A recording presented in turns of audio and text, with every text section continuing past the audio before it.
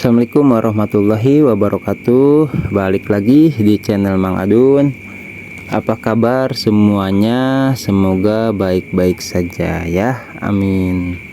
Sorry hari kemarin lah ya, kalau ini gua posting pagi bikinnya malam seperti biasa.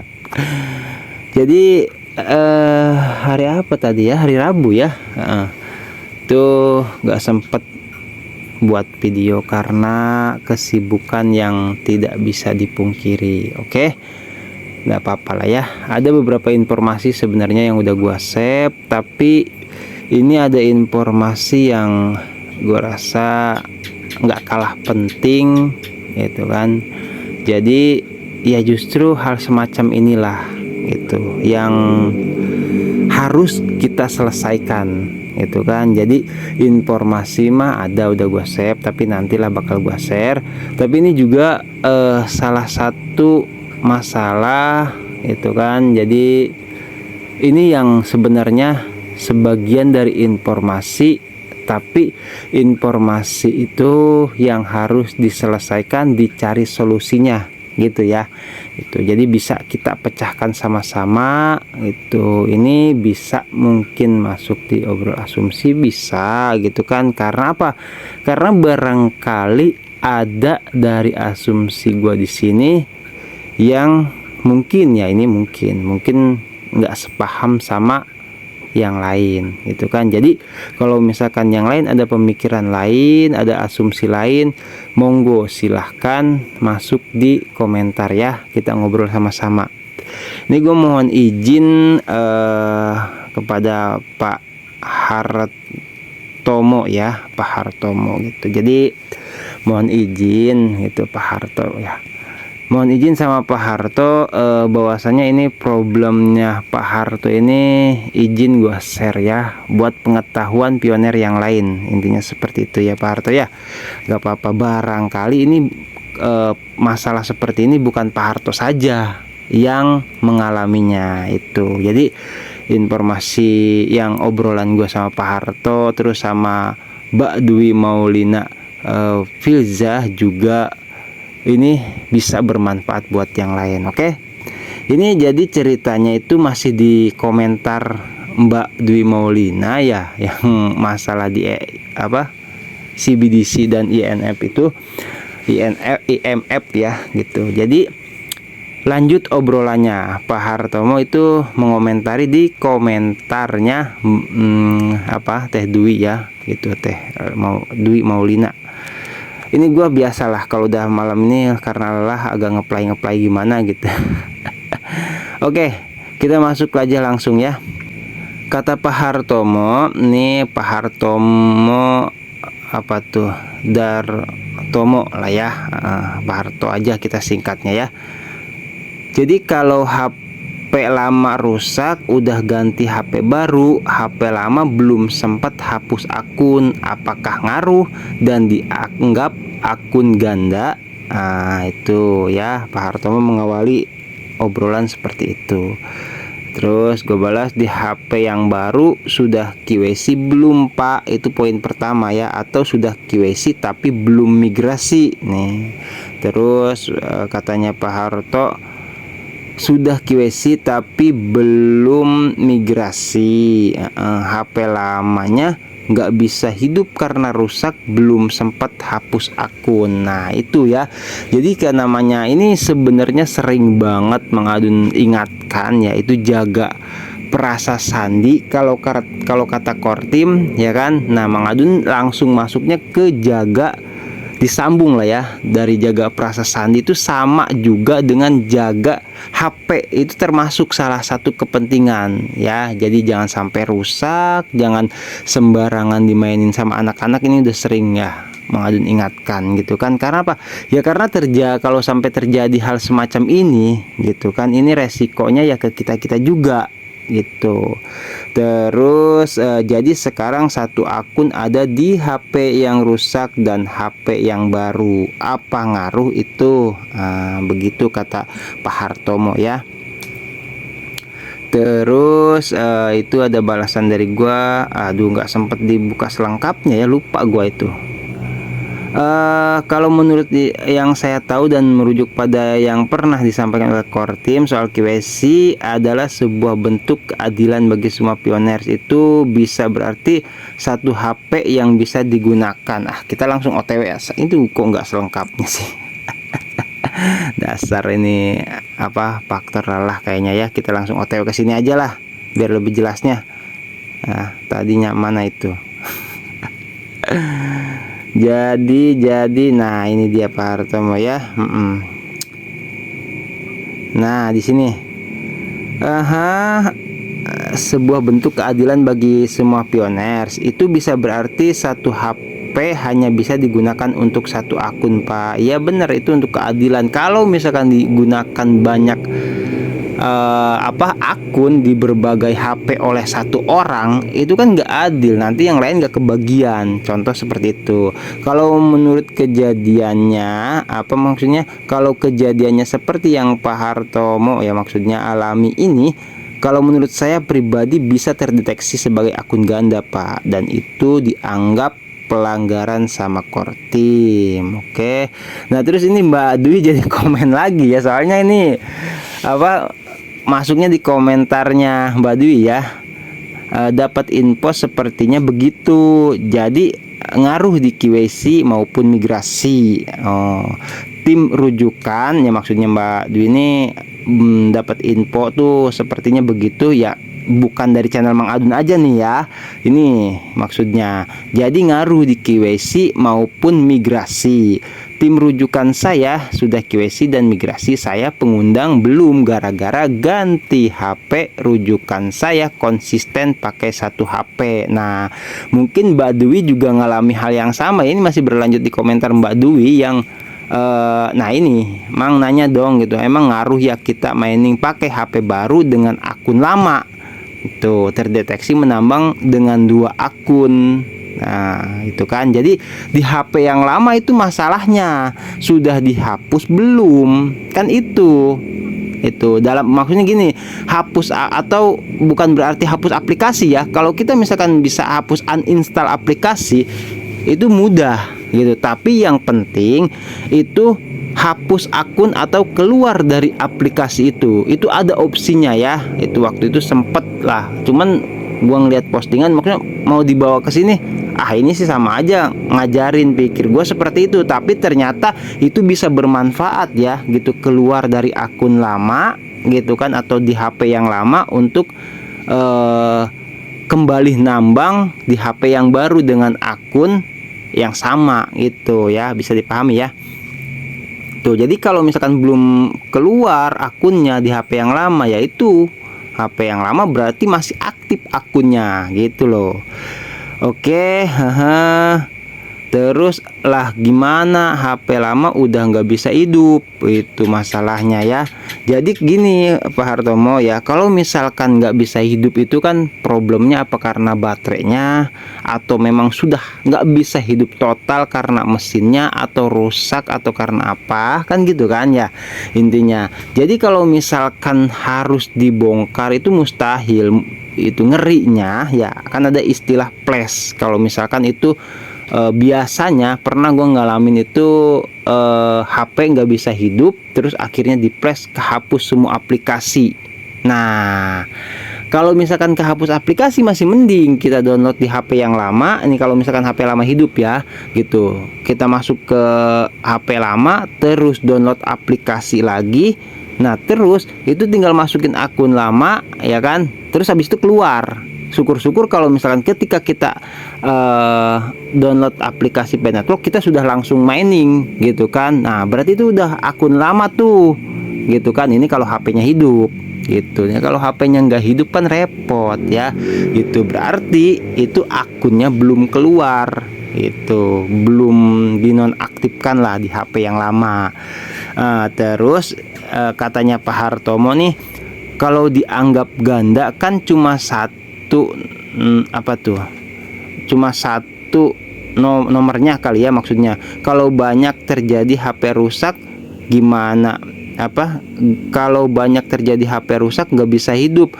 Kalau orang pakai HP baru masa dianggap curang, berarti sistem terdeteksinya kurang, sistem deteksinya kurang canggih dong katanya Pak Hartomo ya. Nah terus gue balas, dalam kasus seperti ini nggak ada cara lain Pak, yaitu dengan merelakan akun lama walaupun koin Pi sudah banyak. Kemudian hapus akun di HP baru, kemudian buat akun baru dengan kode referral baru dan mulai dari awal. Ini udah gua jelas ya, udah jelas apa namanya, solusi satu-satunya itu. Ini yang apa gua bahas di sini, gua ulang ya. Tuh, dalam kasus seperti ini gak ada cara lain, yaitu dengan merelakan akun lama walaupun koin Pi sudah banyak, kemudian hapus akun di HP baru juga ya kan, karena kan terkait ke HP lama akunnya, jadi ada dua. Kemudian buat akun baru, nah dengan kode referral baru dan mulai dari awal mumpung masih ada ya. Jadi itu gue pastikan bisa KYC. Yang penting klik petir tiap hari tuh, kalau nggak salah itu selama 1 bulan udah pasti dapat undangan KYC ya. Nah terus mungkin Pak Hartomo ini masih penasaran kali ya gitu. Ya sayang lah udah 3 tahun mining katanya, masih ada waktu. Gitu kan, berarti HP lama perbaiki terus hapus aplikasinya ya. Nah iya harusnya begitu Pak, kalau misal syukur-syukur bisa hidup lagi gitu, hapus aplikasinya atau akunnya ya. Nah pertanyaannya bagus nih Pak Hartomo karena ada 2 akun Pak, sementara yang Kortim setujui KYC hanya manusia nyata. Mungkin maksud Pak Hartomo kecuali kalau akun Pak Hartomo sudah KYC dan migrasi. Nah, jadi sudah bisa dipastikan itu akun Pak Hartomo ya maksudnya. Masalahnya kan akun Pak Hartomo cuma baru KYC dan belum migrasi. Nah ini kan belum jelas kepemilikan koinnya. Itu maksud saya ya Pak Hartomo. Itu artinya KYC Pak Hartomo masih dalam peninjauan oleh Kortim. Itu masalahnya Pak, Kortim gak bisa menyetujui 2 akun aktif untuk 1 orang itu.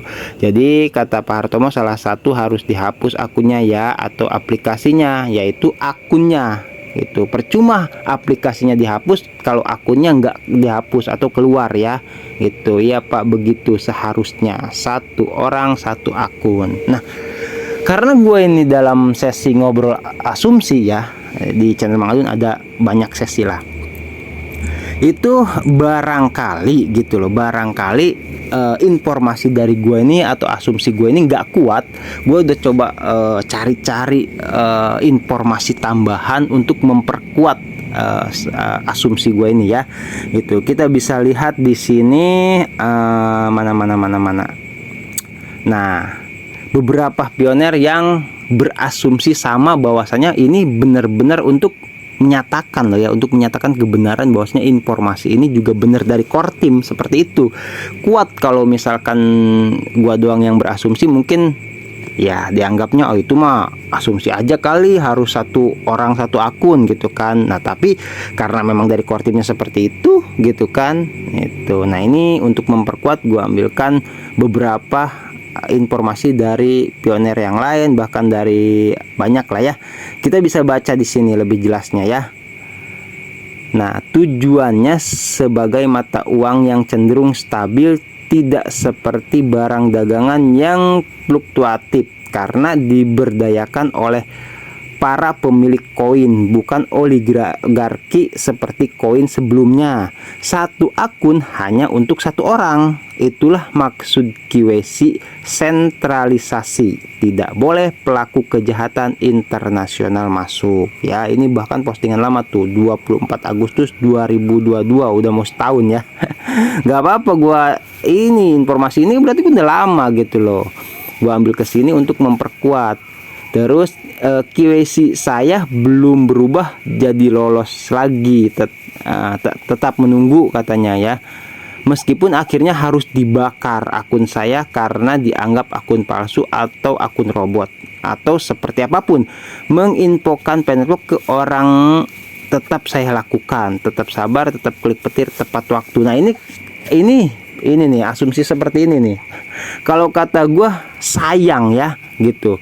Jadi tetap klik petir tapi dia masih menggunakan akun yang bisa dikatakan dia bilang gini, meskipun akhirnya harus dibakar akun saya karena dianggap akun palsu atau akun robot ya. Ya gimana ya, percuma dong kalau misalkan ada dua terus dilanjutkan, sia-sia, buang-buang waktu. Kalau menurut gue mending hapus akun, udah intinya seperti itu ya, hapus akun, keluar semua akun. Kalau misalkan di HP yang lama nggak bisa hidup gitu, hapus akun di HP baru terus bikin akun baru, itu solusinya. Daripada kita klik petir tetap ya kan, tetap semangat klik petir tepat waktu katanya ya. Kalau misalkan akhirnya nggak migrasi juga itu koin, buat apa gitu kan, karena terdeteksi akun palsu, percuma ya gitu, kasihan gue sih. Oke, terus kita lihat lagi yang lainnya. Harapan saya core team memandang Pioneer adalah aset kesuksesan Project Pi Network ya, semoga. Jadi teruskan perjuangan core team untuk kesuksesan KYC. Jangan sampai ada Pioneer yang tertinggal KYC.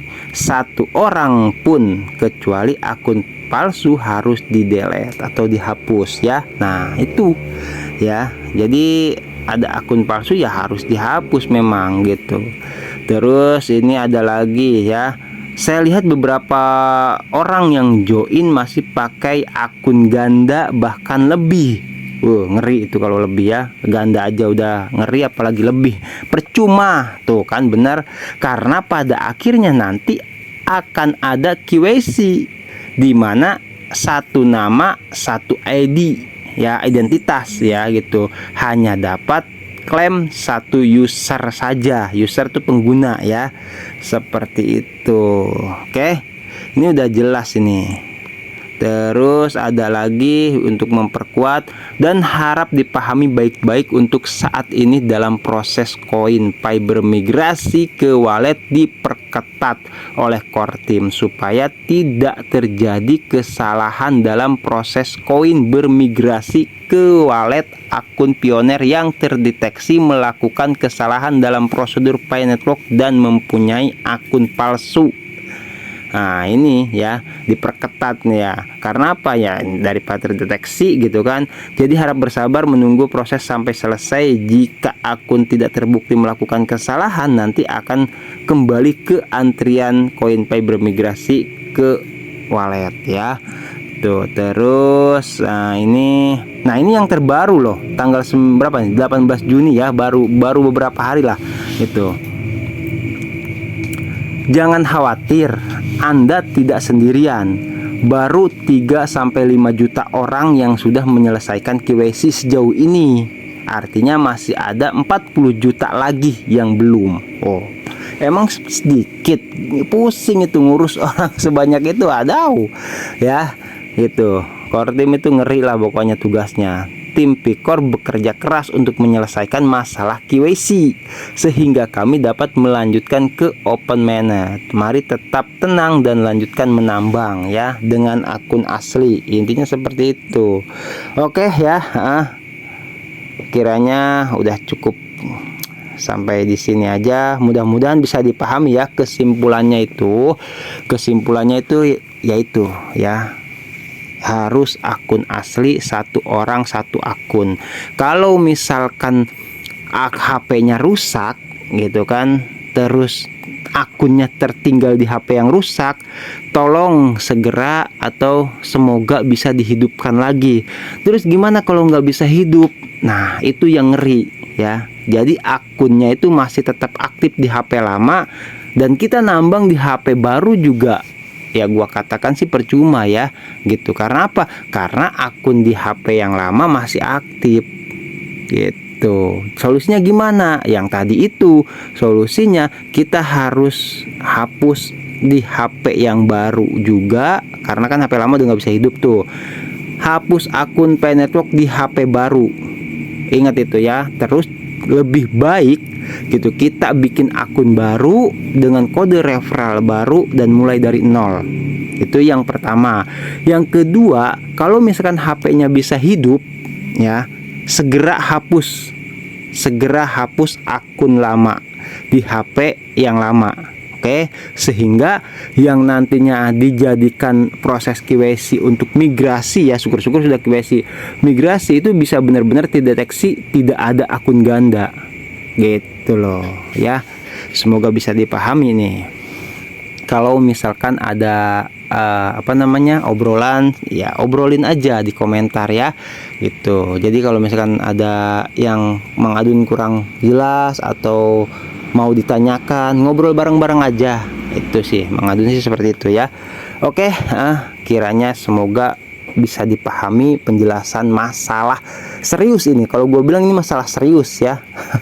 Tidak bisa dianggap sepele bagi siapa yang terhubung di Pi Network. Ini gue rasa masalah serius, makanya sekali lagi nggak apa-apa, gue nggak akan bosan ngingetin, jaga perasa sandi, jaga HP ya, jangan sampai rusak itu, jangan sampai jatuh ke sembarang orang, terus jangan sampai dengan mudah dimainin anak nih misalkan, atau dimain orang lain terus kehapus, aduh repot udah. Pokoknya seperti itu ya. Thank you buat semuanya yang udah like, comment, subscribe. Terima kasih ya. Mang Adun nanti lanjut lagi di informasi selanjutnya, kalau mudah-mudahan ada waktu dan kesempatan. Oke, Mang Adun pamit undur diri dulu. Wassalamualaikum warahmatullahi wabarakatuh. Semoga semuanya diberikan keberkahan ya, kelancaran dalam setiap urusan. Sorry, lupa. Oke. Wassalamualaikum warahmatullahi wabarakatuh. Bye bye.